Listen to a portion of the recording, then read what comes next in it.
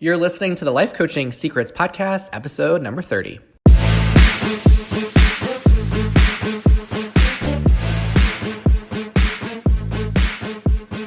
Did you know that life coaches are needed now more than ever? I'm Frank Macri, founder of Thriving Coach Academy. I've trained over 1,000 coaches and helped them launch their own successful coaching businesses. If you want to make an incredible income and impact as a coach and have a lot of fun doing it, I'll show you exactly how to get it done. This is Life Coaching Secrets. What's up, coaches? In this episode, I am going to talk about holding space, what it means to hold space in a coaching session, and how to understand the proper way to implement this incredible skill when you're supporting clients. So this episode was inspired recently when I was mentoring some of our newer students in the academy, and this question came up around what to do when there is silence in a session. And this coach was very concerned because she was coaching someone recently and noticed that there were times when the client would share something and she would have to pause before knowing something to ask in response. And she worried that when she was pausing and had moments of silence, that it meant to the client that she wasn't listening. And this is one of the challenges I hear many coaches go through when they are learning how to integrate all the different coaching skills and tools that we teach. It is a common struggle that a lot of coaches go through is what do you do when there's a pause in a coaching session? So I first want to explain why a coach might struggle with there being a pause in a session. When there is a pause in a session, meaning your client shares something and there's that space that oftentimes it's just a few seconds, but it might feel like hours. There's that space where the client finishes sharing and the coach shares something new or asks another question. During that period of time, usually the coach has all of their inner dialogue that starts disconnecting them from the coaching session. So it can happen even in just a couple of seconds. When there's moments of silence in a session, the coach might start thinking, what am I doing? What should I ask? What tool should I use right now? I don't look professional. The client's not going to think I know what I'm doing. The client isn't getting any value. I'm messing this up. And it just leads to panic. Many coaches have an assumption that a session needs to be go, go, go in order for it to be meaning or powerful for the client. But what I want you to realize from this episode is the value of there being stillness in a coaching session. A lot of coaches think you've got to constantly move the session forward and get somewhere. But there is so much insight that can come when you allow your client to be completely still. Now, when you are holding space, when you are allowing there to be some periods of pause in your session, it is not saying nothing with zero purpose. It's very different from just saying nothing and just having no intention around it. When you hold space, that is deliberate. It is valuable, and it is also transformational. So let me define, when I say holding space, here's how we define it in the academy. Holding space means being totally present with someone as they are expressing vulnerable emotions. It means being totally present with someone. So this is the only coaching skill that doesn't require any words. And there is so much power in pausing periodically in your sessions, allowing there to be silence, just witnessing your client with total acceptance and embracing the stillness, embracing there being no words that are being shared. Now, less is more when you coach. If you are coaching and you are speaking for more than 50% of the session, You are taking up way too much airtime. When I model coaching in the academy, because every so often I will demonstrate coaching, and they get lots of recordings of myself and other instructors demonstrating master coaching sessions, one of the common things that our students say is, wow, I'm amazed at how much space you held with your client. I'm amazed at how much time you let go by without saying anything. And a lot of coaches are blown away at this because there's that idea, like you always need to have the question ready, that there's always a right question and you've got to have it ready to go. And that is not the case at all. A lot of your impact as a coach is not coming from what you say. It's actually from what you don't say. It's often the moments of silence that can lead to your client's biggest breakthroughs. So, one of the ways to help you develop more of a comfort with the discomfort of holding space is checking in with yourself on, do you think silence is awkward? If you just think about that in normal conversation, maybe you are in a group setting, you're chit-chatting with friends, or you're just on a date, or you're with your loved one, whatever. And then there's a moment where all parties stop talking. Do you feel like you need to break the tension of those silent moments? Do you feel like you've got to say something just to stop the silence from happening? Because as a coach, you actually want to lean in to those moments of silence. You want to stretch them out more than you might already be stretching out in your current life. You must be willing to let there be awkward silence with your clients. You need to let there be tension and discomfort in order for your client to lean in to whatever they're going through in the moment. One of the most beautiful things that I've seen happen from coaching for many years now is that in the moments of stillness, the moments where there's silence, it's still, I'm not saying any question, I'm not asking any questions, the client's not sharing any words. Those are usually the moments where the client gets their biggest insight. It's where they have those light bulb moments. So if you have the assumption that you need to ask a question or say something once the client finishes, or else they're not going to get any value, I invite you to challenge that assumption. What if it were not true? One of the pieces of feedback I often give our coaches is to pause for 2 to 3 seconds before they ask a following question to a client.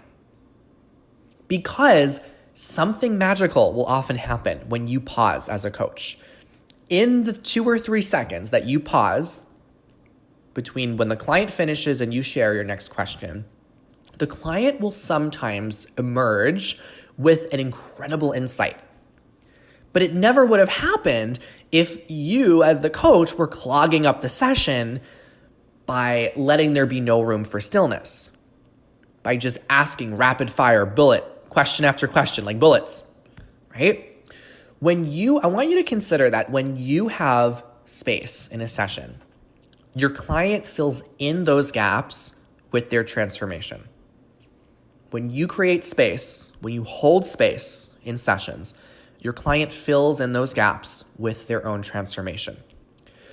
If you're clogging up your sessions with your voice, you are limiting the space for them to have those breakthroughs.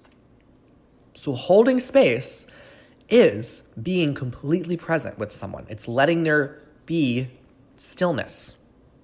And it's knowing that there's tremendous value that will come from that.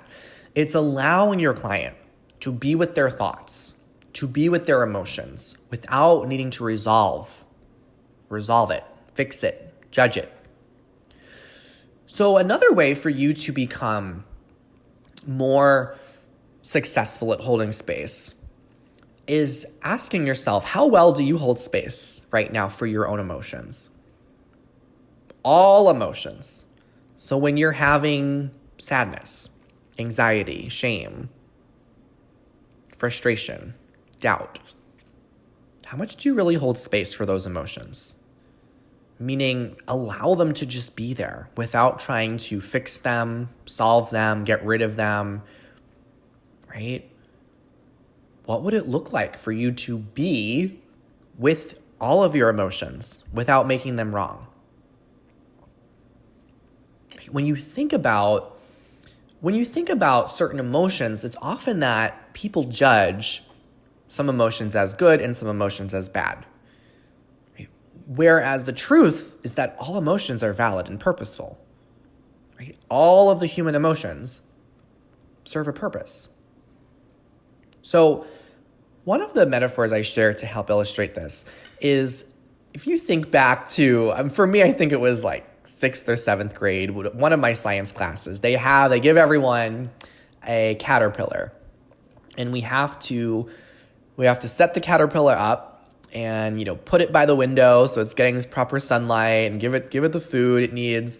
And we watch over periods of time how the caterpillar goes into the pupa stage and then becomes the butterfly. And I remember that when we were learning about the stages of evolution of the caterpillar to butterfly, one of the things that I learned is that when the caterpillar becomes a pupa, while it's in that phase, if you were to take the slightest little razor and make a little tiny incision on the pupa, you will end up killing the creature. It will die just by making that slightest incision.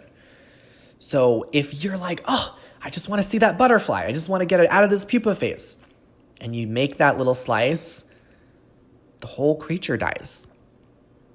And I love this as a metaphor for the way that we transform in our own life. Because when you, as a coach, try to force your client to move through their pain, like, hurry up, let's just get through. Let's just get over this frustration. Let's not be with it for so long. It's uncomfortable. It's like putting that little slice in their transformation. It's sabotaging their opportunity to grow. Because when the caterpillar is in the pupa stage, that stage is significant. It's going through tremendous discomfort in that stage. It's creating the circulation, and it's creating the body parts, literally, for it to fly as a butterfly, for it to have all of the capability to live a healthy life as a butterfly. So what if your client's uncomfortable emotions is them just in the pupa stage? They're going through the necessary pain that one needs to go through in order to grow. So the kindest thing that you can do for your clients is hold space for them when they're going through discomfort. It's also the most healing thing that you can do for them. Now, what happens when you can hold space for your own emotions and when you can hold space for your clients and all the emotions they're going through? When you can hold space successfully, the result of that is you have complete freedom to feel everything. It is one of the most incredible freedoms that you can have as a human. The freedom to be with all of your emotions. The freedom to have anxiety and be with your anxiety. The freedom to feel shame and be with that shame. When you can have freedom to feel all of your emotions, you develop the capacity to never let your emotions hold you back from getting any result you want in your life. Think about that. So many people don't pursue their dreams because they are afraid that they're going to feel a certain way if they don't achieve the goal. They're afraid that they're going to feel shame. They're afraid that they're going to feel frustration, maybe anxiety. But when you no longer have any avoidance or resistance to those emotions, you develop this emotional freedom, which gives your life freedom. Right? Think about that. When you can have emotional freedom, it allows you to show up to your life in the biggest possible way. And the result of that is you live a life of freedom. So you holding space is exactly what your clients need in order for them to experience all the freedom they could ever want in their life. So the next time that you think in a session that you should probably be having questions come to you faster or know exactly what you're going to say ahead of time, what if you let all of that garbage go and tuned in a little bit closer to your client in that moment and allowed there to be some stillness, allowed yourself to let your client be exactly where they are without needing to get them anywhere? That might be exactly what they need to get wherever they want to be. It's like, let's first just get still. Now, I'm also going to share with you another pro tip. So when you have this stillness in your session, sometimes coaches say they simply don't know what to ask, where to go, what to say. And I think there's something really beautiful about that, right? So when I got started as a coach, I would have a lot of anxiety when I had the thought, I don't know what to say right now. I don't know where to go. I don't know where to take things. And that thought used to give me anxiety. But then I started realizing like I could have those thoughts, but I could create and generate a completely different emotion, even though those thoughts are there. Like, you can have thoughts, let those thoughts be there, but allow those thoughts to generate the emotion of your choice.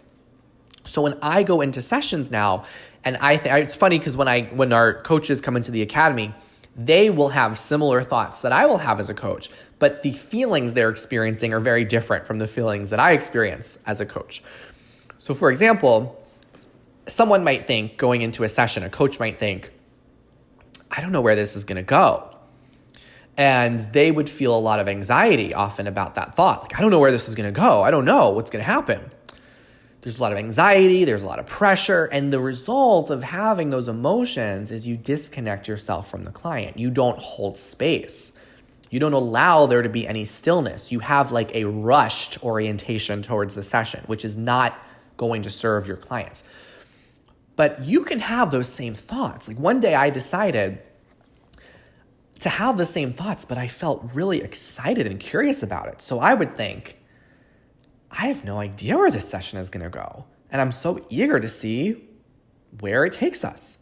So I have the same thoughts, but do you hear how even the way I express the thought is differently? It's this like, whoa, this wonder, this awe. I don't know where this is going to go. Every single coaching session to this day, I don't know in the beginning where it's going to go, but that excites me. That allows me to get even more curious. That inspires me to hold space and let there be stillness because I have such a trust in the coaching process that I know we don't have to rush at anything, that we're going to get exactly where we're going to need to be. The client's going to get exactly where they're meant to end up. There's nothing that I have to rush or force in order to get there. So those are some thoughts that I have around holding space. And some of you I know listening are already coaching. Some are getting into coaching or at the early stages. I want you to think about what would be different for you the next time you coach someone if you had this pure wonder and awe going into your sessions. Like, I have no idea where this is going to go. And I'm so eager to find out. Like, it's exciting that I don't know where it's going to be. And think about what kind of an impact that's going to make in the speed that you take your session. There's so much value that your clients will get from you slowing down in a session, being still, holding space.